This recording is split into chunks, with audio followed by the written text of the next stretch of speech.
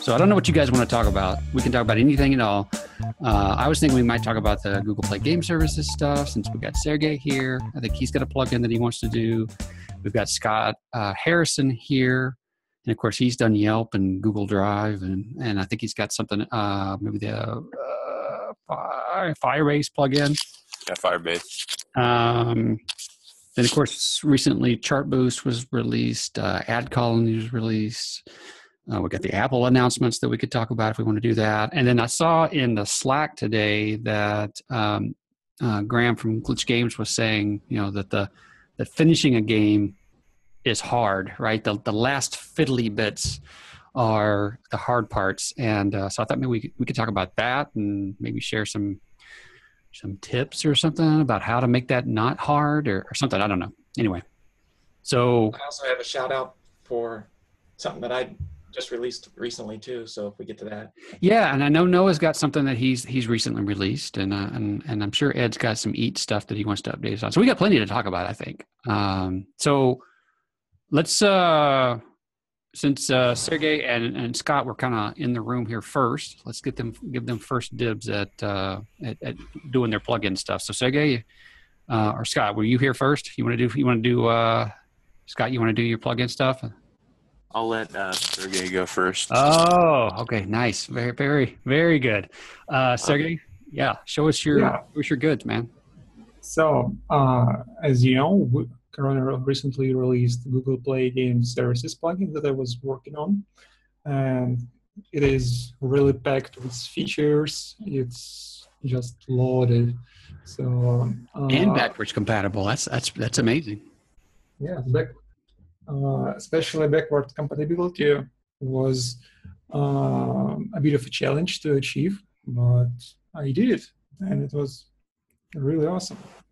So now you can use your legacy stuff intact. You require a new plugin. You can require two names, GPGS and Old Game Network, and you can work together with them.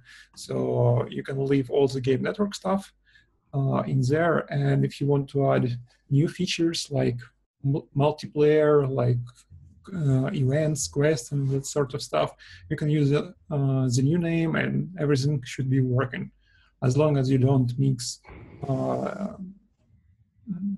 API nodes like from leaderboards or from multiplayer, mixing legacy and new stuff. It's not advised. Also, our AdMob plugin is currently incompatible with Google Play Game Services plugin because they use under the hood different version of Google Play Services library. So they fail to build together. That's something to be aware of when you upgrade. So yeah, that's about it for Google Play Game Services stuff. The documentation is also very huge, and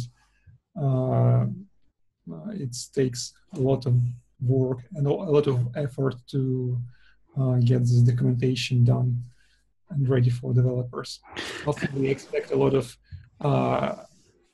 sample apps from you guys. So you just make some simple examples if you're using something and post it on GitHub and somewhere so other people can see how we use it. It should be awesome. And enough about that. I do have a question for you before we move on from that, though. The in-game video recording and streaming. What did you think about that? I mean, has anybody here used that? Not yet, I guess, but really, it's a feature that lets you record your gameplay. Actually, it was also possible before, but you had to launch video recording from Google Play Games app.